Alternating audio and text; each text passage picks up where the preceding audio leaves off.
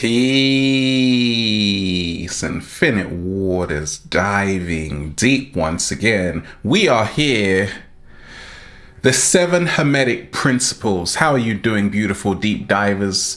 Well, I get a lot of messages about the 7 Hermetic Principles. Can I dive into it? Let's just... Woo! Breathing in that good ass prana, baby. We have a whole lot to talk about. I'm going to share with you how I use the 7 Hermetic Principles practically in my life to really attract whatever I want, and how it's changed my life in an incredible way. And we ain't even had breakfast yet. Can I get a hello?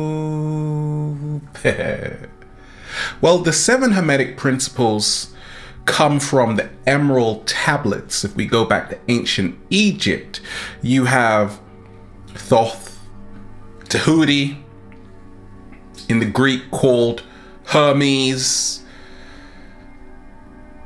Mercury in the Roman pantheon. So we're talking about Tahuti, who is really the god of writing, magic, and these 7 Hermetic Principles inside of them contain the greatest wisdom you will ever come across. But it even goes back further than that, emanating from the Enuma Elish, the Sumerian texts, where you have this arcane wisdom and knowledge, really life-changing. And I have been using it. I've been using it for years, and the results speak for itself. So what is the first Hermetic principle? This is the principle of mentalism. This principle states that everything is mental. Now, what does that mean? All is energy. What does that mean? It simply means this, that there would be no outer world without our thoughts. Slow motion this side. Thoughts matter, literally. Do you remember when you just fell asleep that time and you woke up and you're like, where am I? Then your thoughts kicked in and you're like, oh my days, I remember that building. Those buildings you see, those cars you see, the infrastructure, all cities themselves came from thoughts. Thoughts and then creations. So it's so powerful when you realize this Hermetic principle. All is mental. This has helped me become aware of my thoughts, that our thoughts can literally make us or break us. They can lift us up or they can tear us down. And when we can talk of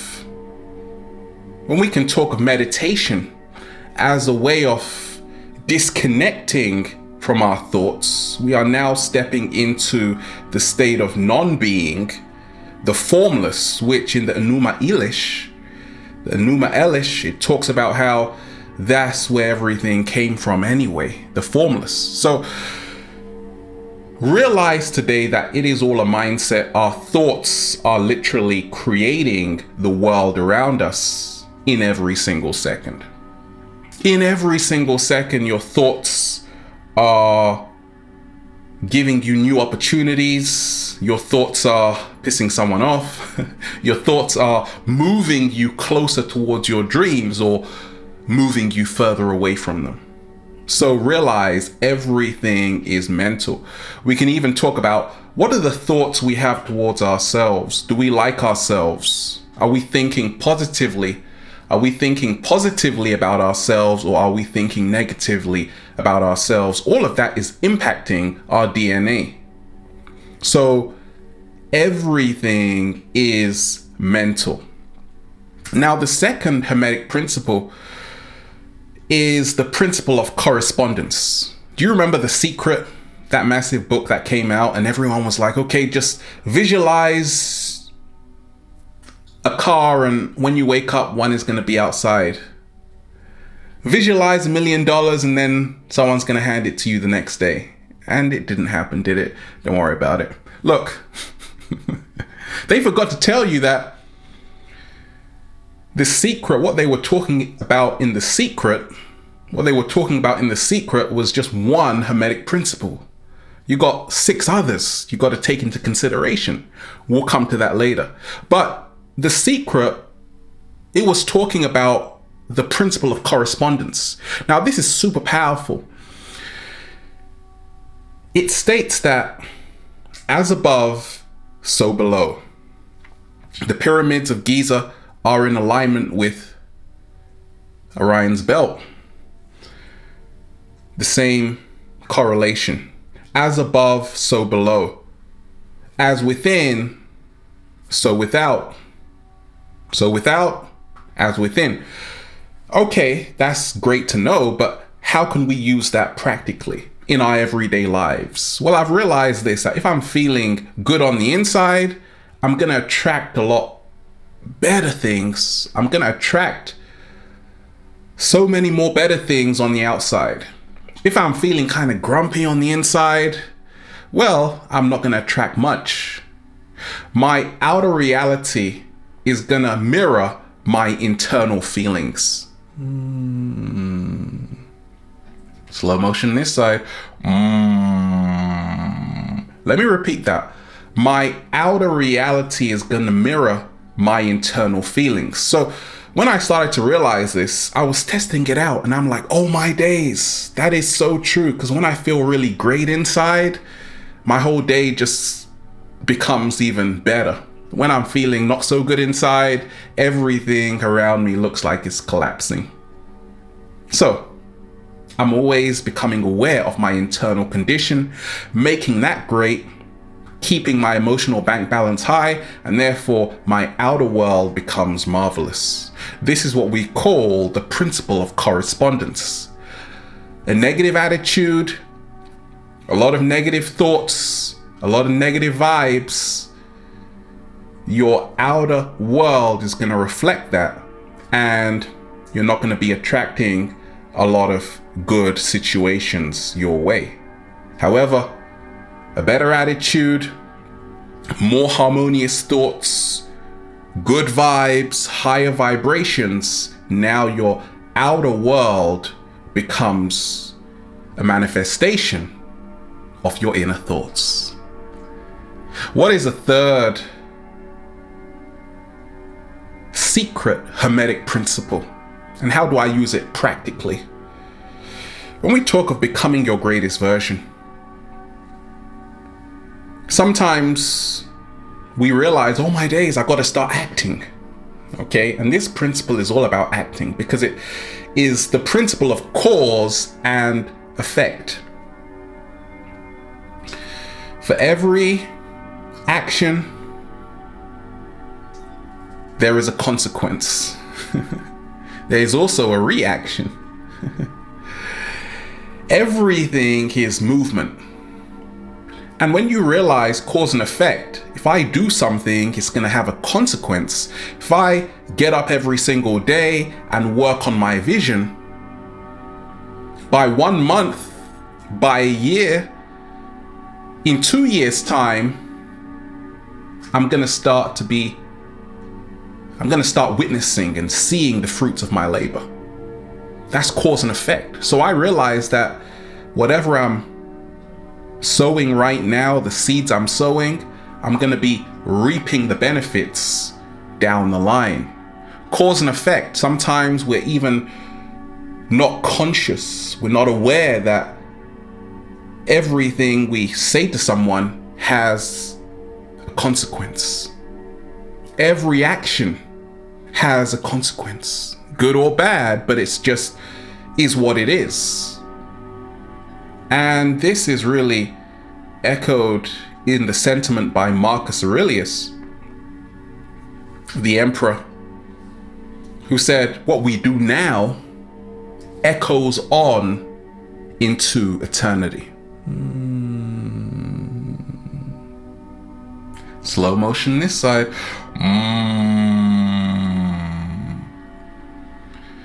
Meaning whatever we do now is going to catch up with us in the long run. Karma. That's how it happens. We are the sum of all our actions from the past. Whatever you did yesterday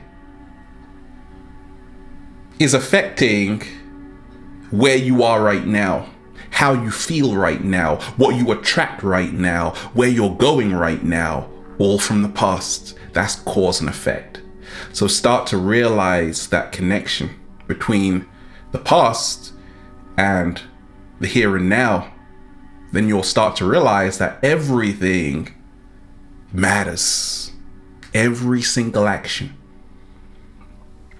What is the fourth sacred Hermetic principle?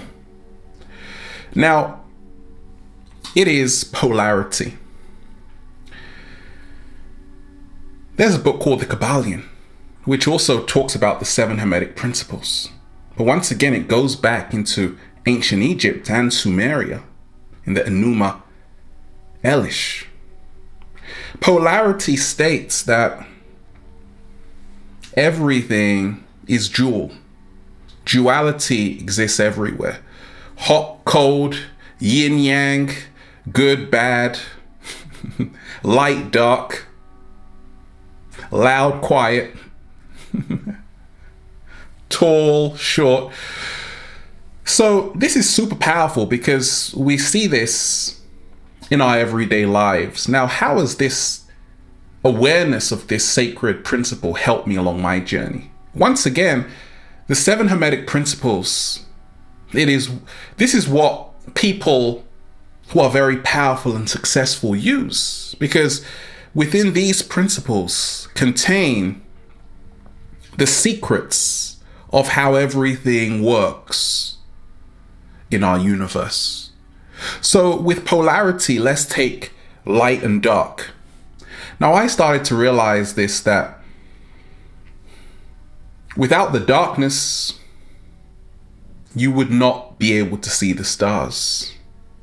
In fact, in our darkest moments, we become illuminated. Slow motion this side. When we look at light and dark, what we are actually seeing is two sides of the same coin. Oneness is the only truth. Hot and cold, water, but it is still water. There are many different shades of human beings. I'm chocolate. I like chocolate. But we are human beings. So when you begin to realize that polarity exists everywhere, as a teacher for oneness. Oh my gosh, the water's so hot, turn it off. Okay, now it's kind of back to being a bit cooler, but it's still water, it's still the same thing. Positive energy and negative energy, but it's still energy. It just depends how you use it. So if you look at a battery, you got positive and you got negative, but it's still the one force. Slow motion this side. But more so, you need positive and negative in a battery for it to operate properly.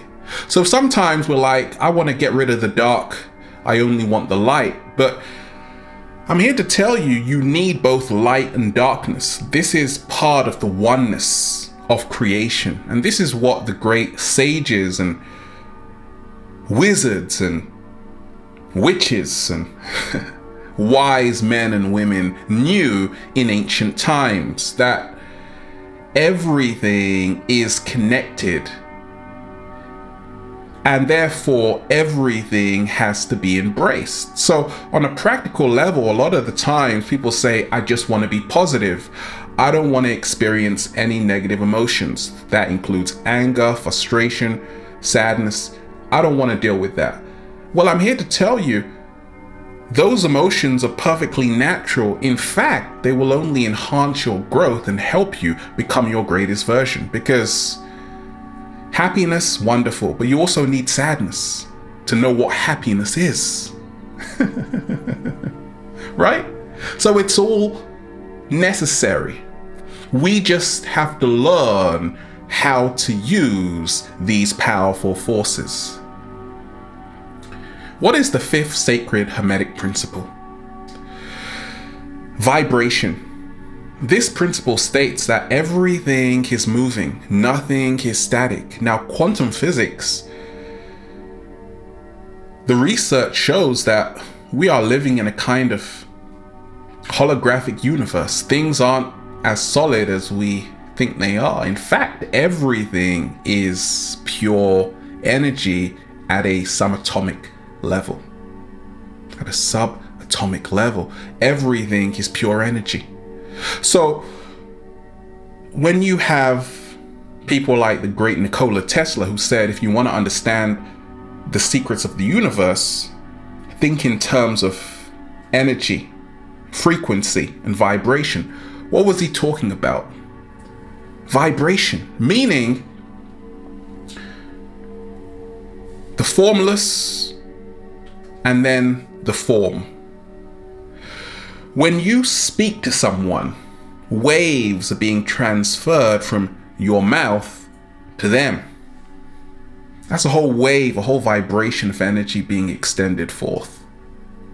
Once again, words can heal or words can hurt.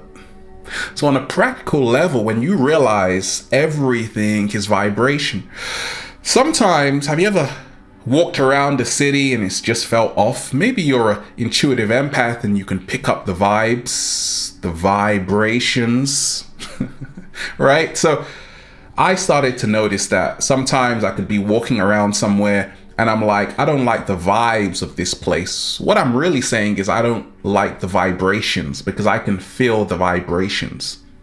The vibrations are what you can't see. They are the waves you can't see, but which exist. Just like you can't see someone's words when they're speaking to you, but you can feel them. So when you become aware